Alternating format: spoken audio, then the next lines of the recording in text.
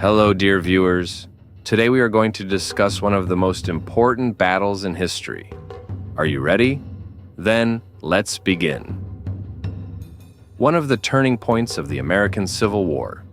A battle where strategy and courage intertwined. Yes, you guessed it right. We are talking about the Battle of Chancellorsville. After watching this video, you will have a completely new perspective on this critical conflict of the 19th century. But why was this battle so important? What tactics were used? Who stood out? You will find the answers to all these questions and much more in this video.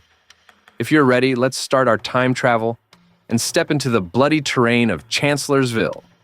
Let's get started, and don't forget to like and subscribe. Battle of Chancellorsville. The Battle of Chancellorsville, April 30th, May 6th, 1863, was a major battle of the American Civil War, 1861-1865, and the principal engagement of the Chancellorsville campaign. Chancellorsville is known as Lee's perfect battle because his risky decision to divide his army in the presence of a much larger enemy force resulted in a significant Confederate victory. The victory, a product of Lee's audacity and Hooker's timid decision-making, was tempered by heavy casualties, including Lieutenant General Thomas J. Stonewall Jackson. Jackson was hit by friendly fire, requiring his left arm to be amputated. He died of pneumonia 8 days later, a loss that Lee likened to losing his right arm. The two armies faced off against each other at Fredericksburg during the winter of 1862 to 1863. The Chancellorsville campaign began when Hooker secretly moved the bulk of his army up the left bank of the Rappahannock River, then crossed it on the morning of April 27, 1863. Union cavalry under Major General George Stoneman began a long-distance raid against Lee's supply lines at about the same time.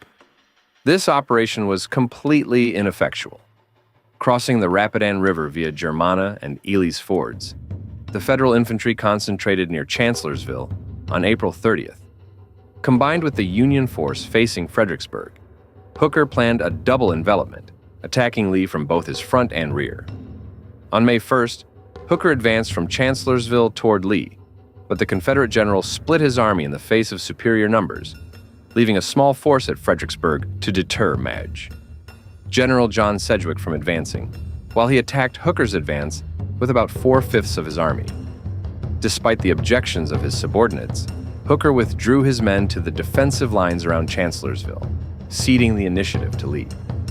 On May 2nd, Lee divided his army again, sending Stonewall Jackson's entire corps on a flanking march that routed the Union 11th Corps. While performing a personal reconnaissance in advance of his line, Jackson was wounded by fire after dark from his own men close between the lines, and Cavalry Commander Major General J.E.B. Stuart temporarily replaced him as Corps Commander. The fiercest fighting of the battle, and the second bloodiest day of the Civil War, occurred on May 3rd as Lee launched multiple attacks against the Union position at Chancellorsville, resulting in heavy losses on both sides and the pulling back of Hooker's main army. That same day, Sedgwick advanced across the Rappahannock River, defeated the small Confederate force at Marye's Heights in the Second Battle of Fredericksburg, and then moved to the west. The Confederates fought a successful delaying action at the Battle of Salem Church. On the 4th, Lee turned his back on Hooker and attacked Sedgwick and drove him back to Banks's Ford, surrounding them on 3 sides. Sedgwick withdrew across the ford early on May 5th. Lee turned back to confront Hooker, who withdrew the remainder of his army across U.S. Ford the night of May 5th to 6th. The campaign ended on May 7th when Stoneman's cavalry reached Union lines east of Richmond. Both armies resumed their previous position across the Rappahannock from each other at Fredericksburg. With the loss of Jackson, Lee reorganized his army, and flush with victory began what was to become the Gettysburg Campaign a month later. Fredericksburg, Virginia, USA. In the Eastern Theater of the American Civil War, the objective of the Union had been to advance and seize the Confederate capital, Richmond, Virginia. In the first 2 years of the war, 4 major attempts had failed. The first foundered just miles away from Washington, D.C., at the First Battle of Bull Run, 1st Manassas, in July 1861. Major General George B. McClellan's Peninsula Campaign took an amphibious approach, landing his Army of the Potomac on the Virginia Peninsula in the spring of 1862 and coming within 6 miles of Richmond before being turned back by General Robert E. Lee in the 7 Days Battles. That summer, Major General John Pope's Army of Virginia was defeated at the Second Battle of Bull Run. Finally, in December 1862, Major General Ambrose Burnside's Army of the Potomac attempted to reach Richmond by way of Fredericksburg, Virginia, but was defeated at the Battle of Fredericksburg. Abraham Lincoln had become convinced that the appropriate objective for his Eastern Army was the army of Robert E. Lee, not any geographic features such as a capital city. But he and his generals knew that the most reliable way to bring Lee to a decisive battle was to threaten his capital. Lincoln tried a 5th time with the new general on January 25, 1863. Major General Joseph Hooker, a man with a pugnacious reputation who had performed well in previous subordinate commands. Hooker embarked on a much-needed reorganization of the Army, doing away with Burnside's Grand Division system, which had proved unwieldy. He also no longer had sufficient senior officers on hand that he could trust to command multi-corps operations. He organized the cavalry into a separate corps under the command of Brigadier General George Stoneman, who had commanded the 3rd Corps at Fredericksburg. But while he concentrated the cavalry into a single organization, he dispersed his artillery battalions to the control of the infantry division commanders, removing the coordinating influence of the Army's artillery chief, Brigadier General Henry J. Hunt.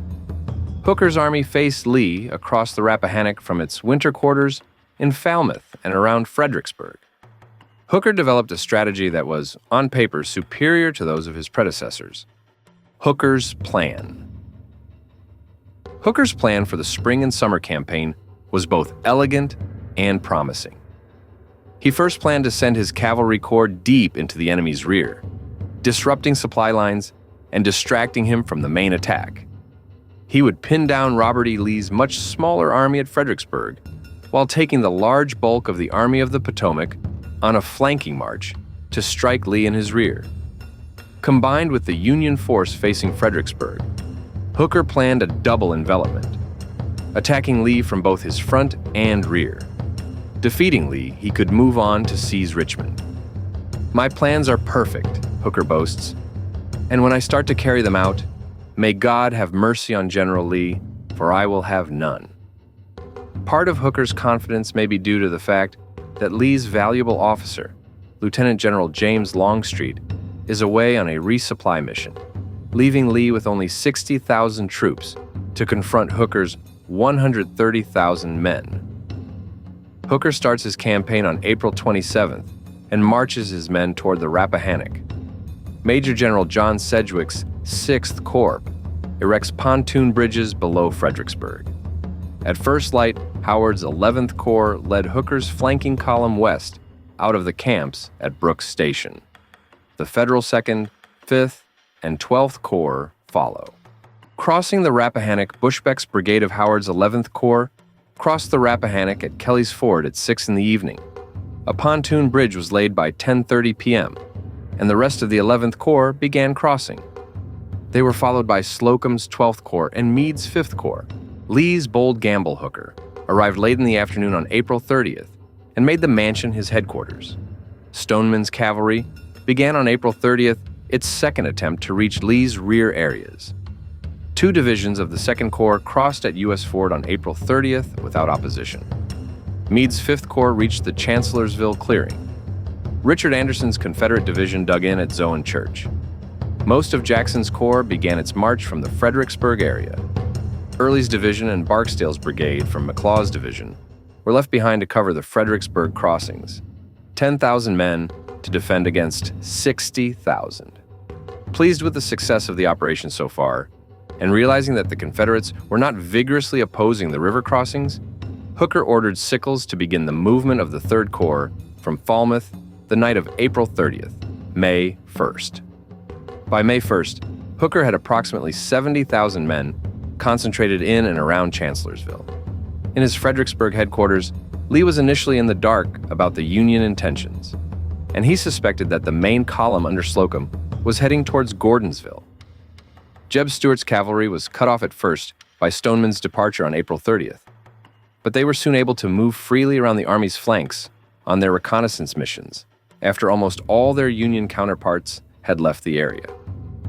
As Stuart's intelligence information about the Union River crossings began to arrive, Lee did not react as Hooker had anticipated.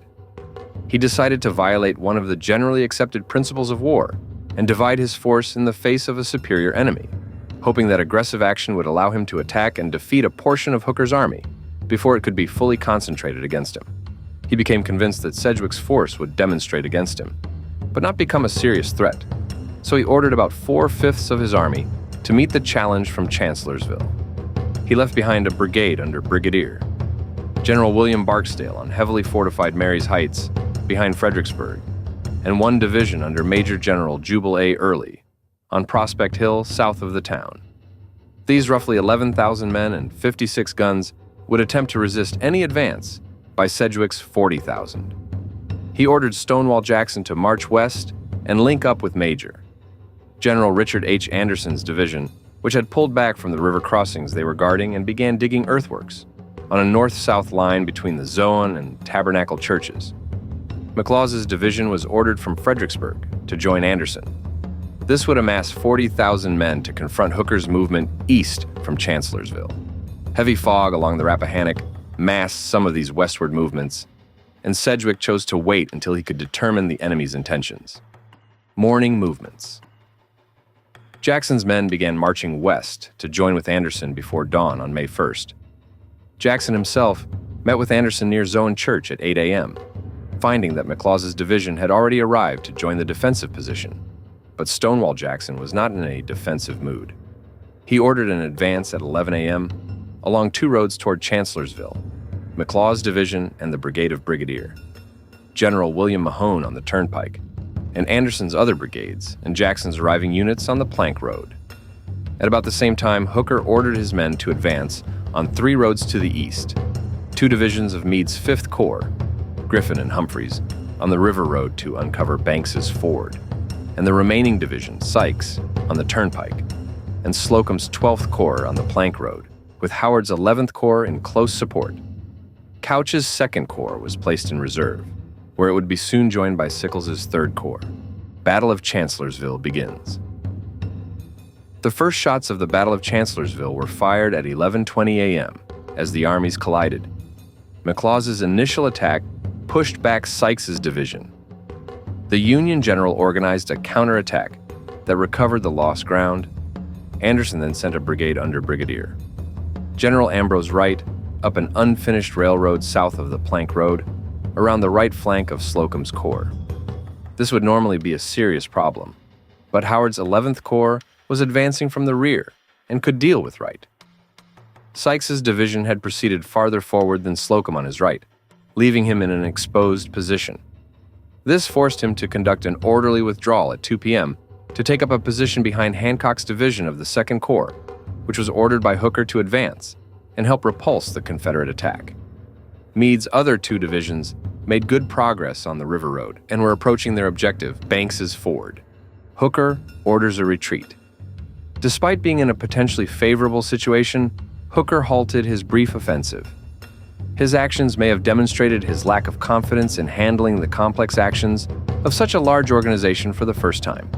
He had been an effective and aggressive division and corps commander in previous battles, but he had also decided before beginning the campaign that he would fight the battle defensively, forcing Lee, with his small army, to attack his own, larger one. At the First Battle of Fredericksburg, December 13, 1862, the Union Army had done the attacking and met with a bloody defeat. Hooker knew Lee could not sustain such a defeat and keep an effective army in the field, so he ordered his men to withdraw back into the wilderness and take a defensive position around Chancellorsville, daring Lee to attack him or retreat with superior forces at his back. He confused matters by issuing a second order to his subordinates to hold their positions until 5 p.m., but by the time it was received, most of the Union units had begun their rearward movements. Hooker's subordinates were surprised and outraged by the change in plans. They saw that the position they were fighting for near the Zoan Church was relatively high ground and offered an opportunity for the infantry and artillery to deploy outside the constraints of the wilderness. Meade exclaimed, "My God, if we can't hold the top of the hill, we certainly can't hold the bottom of it." Viewing through the lens of hindsight, some of the participants and many modern historians judged that Hooker effectively lost the campaign on May 1st. Stephen W. Sears observed, however, that Hooker's concern was based on more than personal timidity. Lee and Jackson meet. As the Union troops dug in around Chancellorsville that night, creating log breastworks faced with a bodice, Lee and Stonewall Jackson met at the intersection of the Plank Road and the Furnace Road to plan their next move.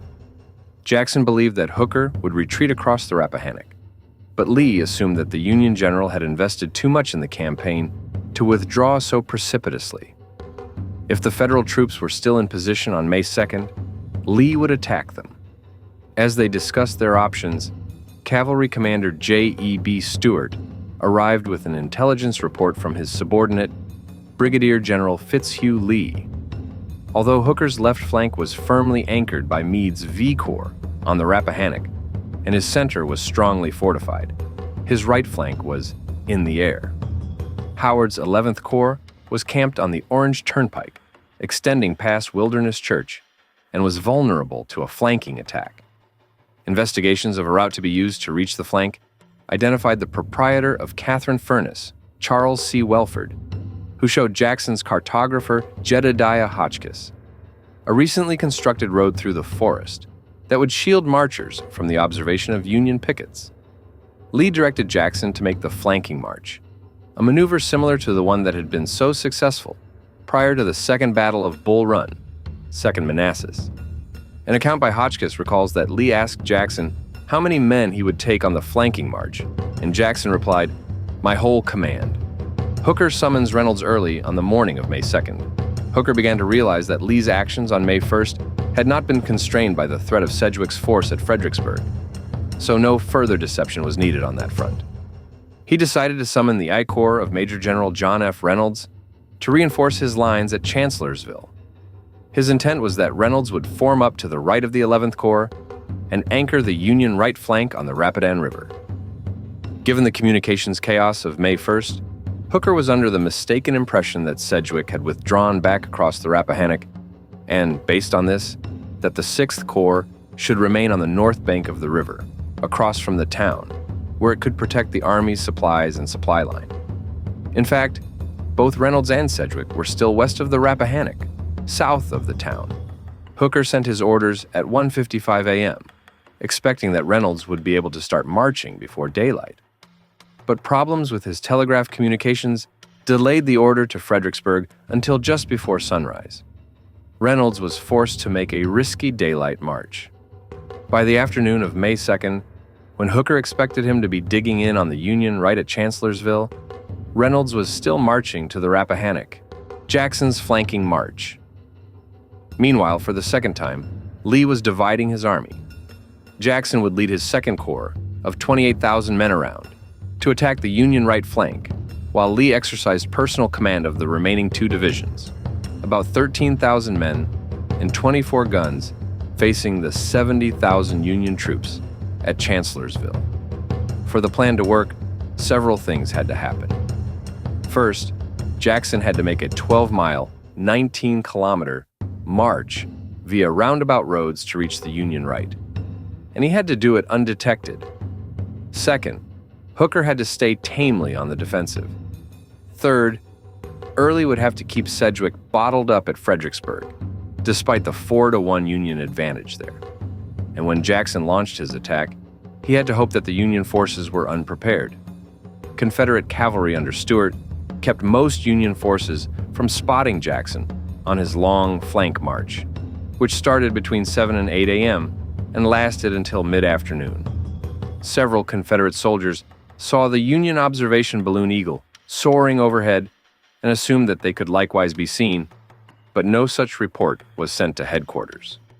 When men of the 3rd Corps spotted a Confederate column moving through the woods, their division commander, Brigadier General David B. Birney, ordered his artillery to open fire, but this proved little more than harassment. The Corps commander, Sickles, rode to Hazel Grove to see for himself, and he reported after the battle that his men observed the Confederates passing for over 3 hours. Hooker receives report. When Hooker received the report about the Confederate movement, he thought that Lee might be starting a retreat, but he also realized that a flanking march might be in progress. He took 2 actions. First, he sent a message at 9:30 a.m. to the commander of the 11th Corps Major, General Oliver O. Howard, on his right flank. "We have good reason to suppose the enemy is moving to our right. Please advance your pickets for purposes of observation as far as may be safe in order to obtain timely information of their approach." At 10:50 a.m., Howard replied that he was taking measures to resist an attack from the west. Sickles' unsuccessful attack. Hooker's second action was to send orders to Sedgwick, attack the enemy in his front at Fredericksburg if an opportunity presents itself with a reasonable expectation of success, and Sickles advance cautiously toward the road, followed by the enemy, and harass the movement as much as possible. Sedgwick did not take action from the discretionary orders. Sickles, however, was enthusiastic when he received the order at noon. He sent Birney's division, flanked by 2 battalions of Colonel Hiram Burden's U.S. sharpshooters, south from Hazel Grove, with orders to pierce the column and gain possession of the road. But the action came too late. Jackson had ordered the 23rd Georgia Infantry to guard the rear of the column, and they resisted the advance of Birney and Burden at Catherine Furnace. The Georgians were driven south and made a stand at the same unfinished railroad bed used by Wright's brigade the day before. They were overwhelmed by 5 p.m., and most were captured. 2 brigades from A.P. Hill's division turned back from the flanking march and prevented any further damage to Jackson's column, which by now had left the area. Most of Jackson's men were unaware of the small action at the rear of their column. As they marched north on Brock Road, Jackson was prepared to turn right on the Orange Plank Road, from which his men would attack the Union lines at around Wilderness Church. However, it became apparent that this direction would lead to, essentially, a frontal assault against Howard's line. Fitzhugh Lee met Jackson, and they ascended a hill with a sweeping view of the Union position. Jackson was delighted to see that Howard's men were resting, unaware of the impending Confederate threat, something in the woods.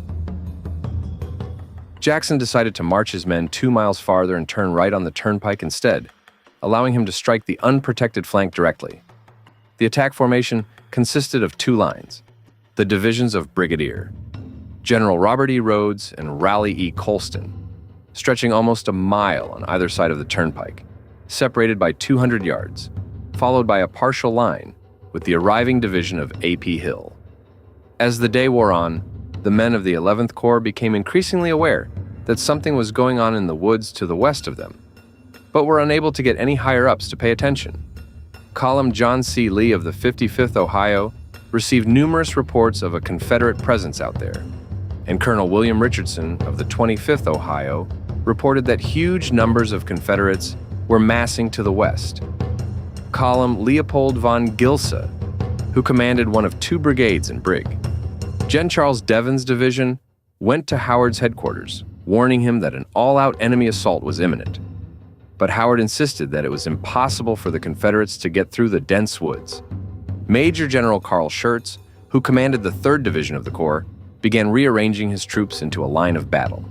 Captain Hubert Dilger, who commanded Battery Watch of the 1st Ohio Artillery, rode out on a reconnaissance mission, narrowly missed being captured by the Confederates, and rode far north, almost to the banks of the Rapidan, and back south to Hooker's headquarters. But a haughty cavalry officer dismissed his concerns and would not let him in to see the general. Dilger next went to Howard's headquarters, but was merely told that the Confederate army was retreating and that it was not acceptable to make scouting expeditions without permission of higher-ups. As the sun started to go down, all remained quiet on the 11th Corps' front, the noises of the 3rd and 12th Corps engaging Lee's rear guard coming from off in the distance. Jackson attacks. Around 5:30 p.m., having completed his circuit around the enemy, Jackson turned to Robert Rhodes and asked him, "General, are you ready?" When Rhodes nodded, Jackson replied, "You may go forward then. Most of the men of the 11th Corps were encamped and sitting down for supper and had their rifles unloaded and stacked. Their first clue to the impending onslaught was the observation of numerous animals, such as rabbits and foxes, fleeing in their direction out of the western woods. This was followed by the crackle of musket fire, and then the unmistakable scream of the rebel yell. Two of von Gilsa's regiments, the 153rd Pennsylvania and 54th New York, had been placed up as a heavy skirmish line, and the massive Confederate assault rolled completely over them. A few men managed to get off a shot or two before fleeing. The pair of artillery pieces at the very end of the 11th Corps line were captured by the Confederates and promptly turned on their former owners. Devens's division collapsed in a matter of minutes, slammed on three sides by almost 30,000 Confederates. Column Robert Riley and his 75th Ohio managed to resist for about 10 minutes before the regiment disintegrated with 150 casualties, including Riley himself, and joined the rest of the fleeing mob. Column Lee would later write sarcastically, "A rifle pit is useless when the enemy's on the same side and in rear of your line." Some men tried to stand and resist, but they were knocked over by their fleeing comrades and a hail of Confederate bullets. Major General Carl Schurz ordered his division to shift from an east-west alignment to north-south, which they did with amazing precision and speed. They resisted for about 20 minutes, and leather breeches. Dilger managed to drive the Confederates off the turnpike for a bit with his guns, but the sheer weight of Jackson's assault overwhelmed them too, and they soon had to flee.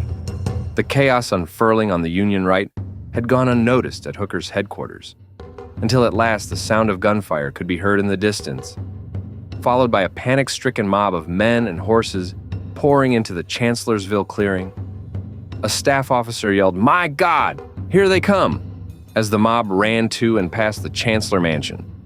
Hooker jumped onto his horse and frantically tried to take action. He ordered Major General Hiram Berry's division of the 3rd Corps, once his own division, forward, yelling, "Receive them on your bayonets!" Artillerymen around the clearing began moving guns into position around Fairview Cemetery. Meanwhile, down at Hazel Grove, the 8th Pennsylvania Cavalry were relaxing and awaiting orders to chase after Confederate wagon trains, also oblivious to the collapse of the 11th Corps. The regiment's commander, Major Pennock Huey, received a notice that General Howard was requesting some cavalry. Huey saddled up his men and headed west along the turnpike, where they ran straight into Robert Rhodes's division. After a confused fight, the 8th Pennsylvania Cavalry retreated to the safety of the Chancellorsville clearing with the loss of 30 men and 3 officers.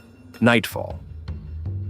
By nightfall, the Confederate 2nd Corps had advanced more than 1.25 miles to within sight of Chancellorsville, but darkness and confusion were taking their toll.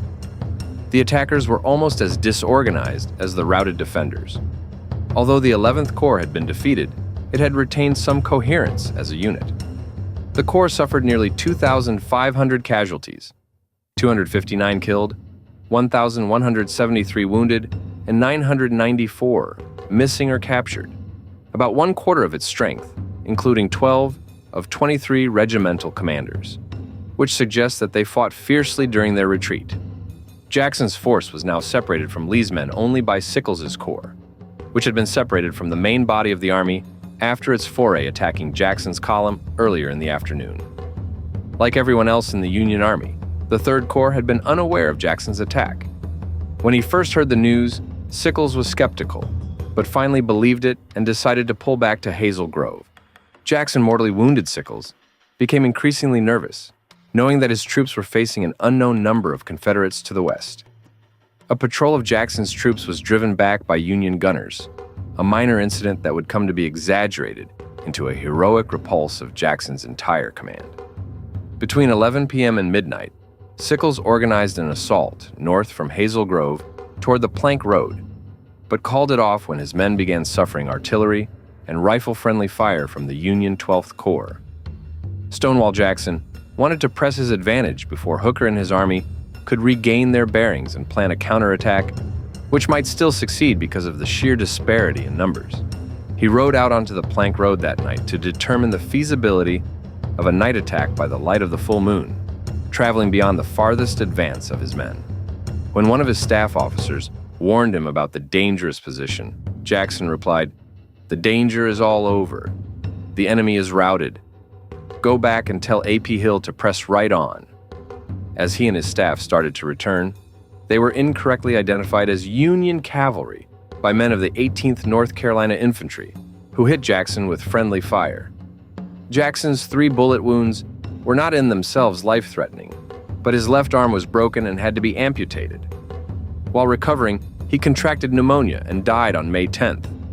His death was a devastating loss for the Confederacy. Sickles abandons Hazel Grove. Despite the fame of Stonewall Jackson's victory on May 2nd, it did not result in a significant military advantage for the Army of Northern Virginia. Howard's 11th Corps had been defeated, but the Army of the Potomac remained a potent force, and Reynolds's 1st Corps had arrived overnight, which replaced Howard's losses. About 76,000 Union men faced 43,000 Confederate at the Chancellorsville front. The two halves of Lee's army at Chancellorsville were separated by Sickles's 3rd Corps, which occupied a strong position on high ground at Hazel Grove.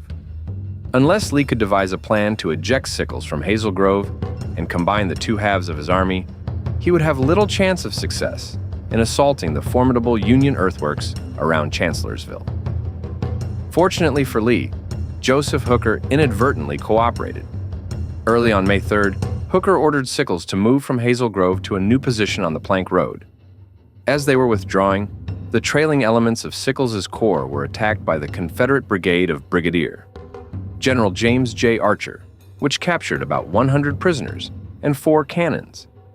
Hazel Grove was soon turned into a powerful artillery platform with 30 guns under Colonel Porter Alexander. After Jackson was wounded on May 2nd, command of the 2nd Corps fell to his senior division commander, Major General A.P. Hill. Hill was soon wounded himself. He consulted with Brigadier General Robert E. Rhodes, the next most senior general in the Corps, and Rhodes acquiesced in Hill's decision to summon Major General J.E.B. Stuart to take command, notifying Lee after the fact. Brigadier General Henry Heth replaced Hill in division command. Although Stuart was a cavalryman who had never commanded infantry before, he was to deliver a creditable performance at Chancellorsville. By the morning of May 3rd, the Union line resembled a horseshoe. The center was held by the 3rd, 12th, and 2nd Corps. On the left were the remnants of the 11th Corps, and the right was held by the 5th and 1st Corps. On the western side of the Chancellorsville salient, Stuart organized his 3 divisions to straddle the Plank Road. Heth's in the advance, Colston's 300 to 500 yards behind, and Rhodes's, whose men had done the hardest fighting on May 2 near the Wilderness Church. Morning battle. The attack began about 5:30 a.m., supported by the newly installed artillery at Hazel Grove, and by simultaneous attacks by the divisions of Anderson and McLaws from the south and southeast. The Confederates were resisted fiercely by the Union troops behind strong earthworks, and the fighting on May 3rd was the heaviest of the campaign. The initial waves of assaults by Heth and Colston gained a little ground, but were beaten back by Union counterattacks. Rhodes sent his men in last, and this final push, along with the excellent performance of the Confederate artillery, carried the morning battle. Chancellorsville was the only occasion in the war in Virginia in which Confederate gunners held a decided advantage over their Federal counterparts. Confederate guns on Hazel Grove were joined by 20 more on the Plank Road to duel effectively with the Union guns on neighboring Fairview Hill, causing the Federals to withdraw as ammunition ran low, and Confederate infantrymen picked off the gun crews. Second Battle of Marye's Heights. At 7 a.m. on May 3rd, Early was confronted with 4 Union divisions. Brigadier General John Gibbon of the 2nd Corps had crossed the Rappahannock north of town, and 3 divisions of Sedgwick's 6th Corps, Majors General John Newton and Brigadier Jeans, Albion P. Howe and William T. H. Brooks, were arrayed in line from the front of the town to Deep Run. Most of Early's combat strength was deployed to the south of town, where Federal troops had achieved their most significant successes during the December battle. Marye's Heights was defended by Barksdale's Mississippi Brigade, and Early ordered the Louisiana Brigade of Brigadier General Harry T. Hayes from the far right to Barksdale's left. By mid-morning, 2 Union attacks against the infamous Stonewall on Marye's Heights were repulsed with numerous casualties. A Union party under flag of truce was allowed to approach ostensibly to collect the wounded, but while close to the Stonewall, they were able to observe how sparsely the Confederate line was manned. A 3rd Union attack was successful in overrunning the Confederate position. Early was able to organize an effective fighting retreat. John Sedgwick's road to Chancellorsville was open, but he wasted time in gathering his troops and forming a marching column. His men, led by Brooks's division, followed by Newton and Howe, were delayed for several hours by successive actions against the Alabama Brigade of Brigadier General Cadmus M. Wilcox. His final delaying line was a ridge at Salem Church, where he was joined by 3 brigades from McLaws' division and 1 from Anderson's, bringing the total Confederate strength to about 10,000 men. Confederate casualties totaled 700 men and 4 cannons. Early withdrew with his division 2 miles to the south, while Wilcox withdrew westward, slowing Sedgwick's advance. When he learned of the Confederate defeat, Lee started moving 2 divisions east to stop Sedgwick. Hooker suffers concussion. At the height of the fighting on May 3rd, Hooker suffered an injury when at 9:15 a.m., a Confederate cannonball hit a wooden pillar he was leaning against at his headquarters. He later wrote that half of the pillar violently struck me in an erect position from my head to my feet. He likely received a concussion, which was sufficiently severe to render him unconscious for over an hour. Although clearly incapacitated after he arose, Hooker refused to turn over command temporarily to his second-in-command major, General Darius N. Couch, and with Hooker's chief of staff, Major General Daniel Butterfield, and Sedgwick out of communication, again due to the failure of the telegraph lines. There was no one at headquarters with sufficient rank or stature to convince Hooker otherwise. This failure may have affected Union performance over the next day, and may have directly contributed to Hooker's seeming lack of nerve and timid performance throughout the rest of the battle. Lee's army reunites Fairview was evacuated at 9:30 a.m., briefly recaptured in a counterattack, but by 10 a.m., Hooker ordered it abandoned for good. The loss of this artillery platform doomed the Union position at the Chancellorsville crossroads as well, and the Army of the Potomac began a fighting retreat to positions circling United States Ford. The soldiers of the 2 halves of Lee's army reunited shortly after 10 a.m. before the Chancellor Mansion, wildly triumphant as Lee arrived on Traveler to survey the scene of his victory, Battle of Salem Church.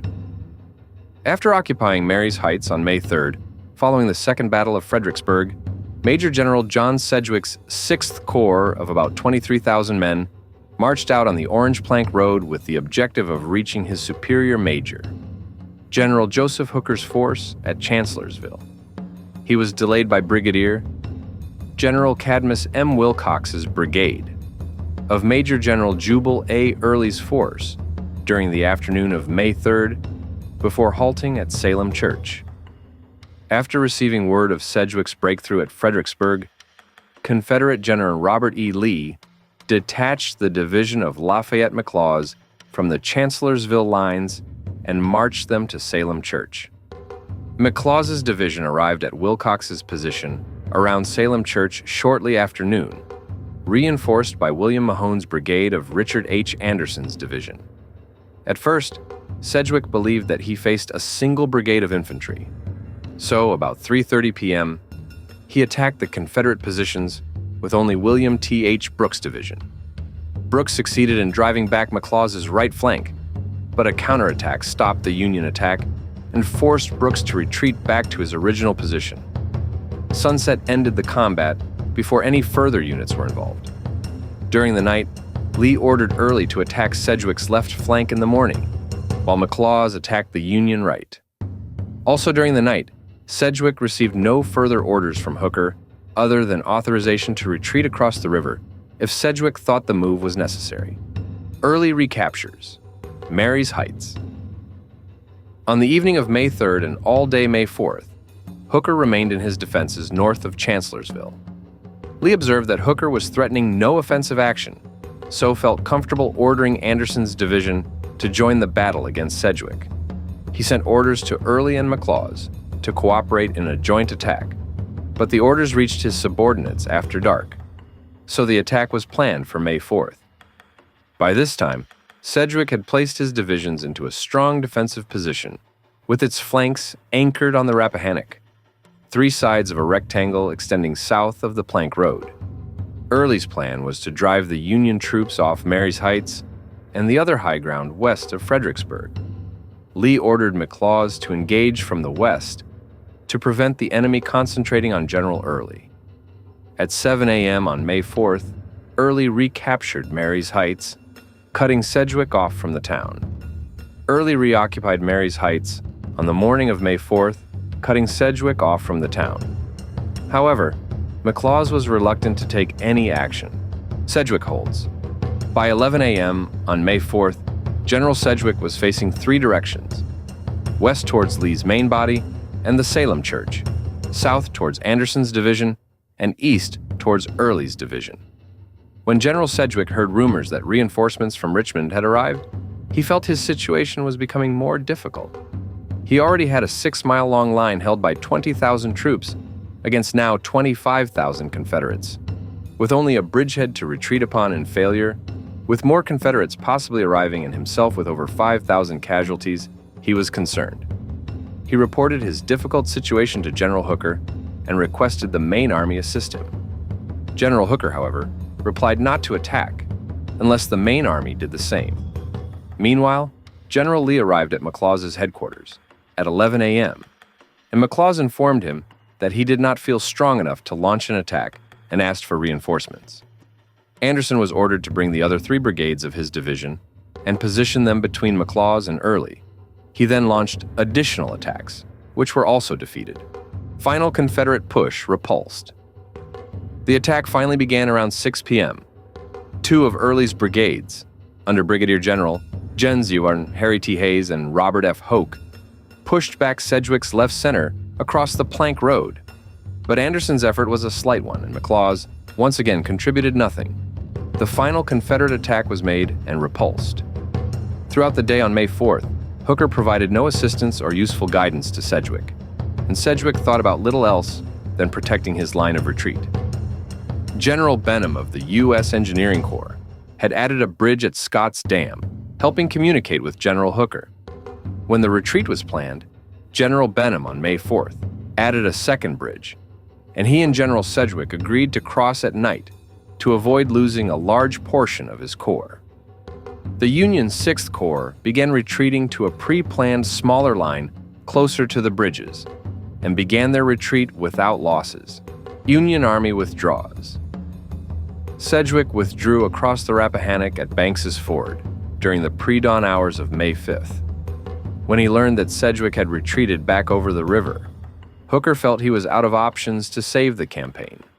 He called a council of war and asked his corps commanders to vote about whether to stay and fight or to withdraw. Although a majority voted to fight, Hooker had had enough, and on the night of May 5th to 6th, he withdrew back across the river at U.S. Ford. It was a difficult operation. Hooker and the artillery crossed first, followed by the infantry beginning at 6 a.m. on May 6th. Meade's V Corps served as the rear guard. Rains caused the river to rise and threatened to break the pontoon bridges. Couch was in command on the south bank after Hooker departed, but he was left with explicit orders not to continue the battle, which he had been tempted to do. The surprise withdrawal frustrated Lee's plan for one final attack against Chancellorsville. He had issued orders for his artillery to bombard the Union line in preparation for another assault, but by the time they were ready, Hooker and his men were gone. Campaign ends. The Union cavalry, under Brigadier General George Stoneman, after a week of ineffectual raiding in central and southern Virginia, in which they failed to attack any of the objectives Hooker established, withdrew into Union lines east of Richmond, the peninsula north of the York River, across from Yorktown, on May 7th, ending the campaign. Epilogue. Lee, despite being outnumbered by a ratio of over 2 to 1, won arguably his greatest victory of the war, sometimes described as his perfect battle. But he paid a terrible price for it, taking more casualties than he had lost in any previous battle, including the Confederate defeat at the Battle of Antietam. With only 60,000 men engaged, he suffered 13,303 casualties, 1,665 killed, 9,081 wounded, 2,018 missing, losing some 22% of his force in the campaign, men that the Confederacy, with its limited manpower, could not replace. Just as seriously, he lost his most aggressive field commander, Stonewall Jackson. Brigadier General Elisha F. Paxton was the other Confederate general killed during the battle. After Longstreet rejoined the main army, he was highly critical of Lee's strategy, saying that battles like Chancellorsville cost the Confederacy more men than it could afford to lose. Hooker, who began the campaign believing he had 80 chances in 100 to be successful, lost the battle through miscommunication, the incompetence of some of his leading generals, most notably Howard and Stoneman, but also Sedgwick, but mostly through the collapse of his own confidence. Hooker's errors included abandoning his offensive push on May 1st and ordering Sickles to give up Hazel Grove and pull back on May 2nd. He also erred in his disposition of forces. Despite Abraham Lincoln's exhortation, this time, put in all your men, some 40,000 men of the Army of the Potomac scarcely fired a shot. The Union was shocked by the defeat. President Abraham Lincoln was quoted as saying, "My God, my God, what will the country say?" A few generals were career casualties. President Lincoln chose to retain Hooker in command of the Army, but the friction between Lincoln, General-in-Chief Henry W. Halleck, and Hooker became intolerable in the early days of what would become known as the Gettysburg Campaign, and Lincoln relieved Hooker of command on June 28th, just before the Battle of Gettysburg. The Confederate public had mixed feelings about the result, joy at Lee's tactical victory, tempered by the loss of their most beloved general, Stonewall Jackson. The death of Jackson caused Lee to make the long-needed reorganization of the Army of Northern Virginia from 2 large corps into 3, under James Longstreet, Richard S. Ewell, and A.P. Hill. The new assignments for the latter 2 generals caused some command difficulties in the upcoming Gettysburg campaign, which began in June. Of more consequence for Gettysburg, however, was the supreme confidence that Lee gained from his great victory at Chancellorsville, that his army was virtually invincible and would succeed at anything he asked it to do.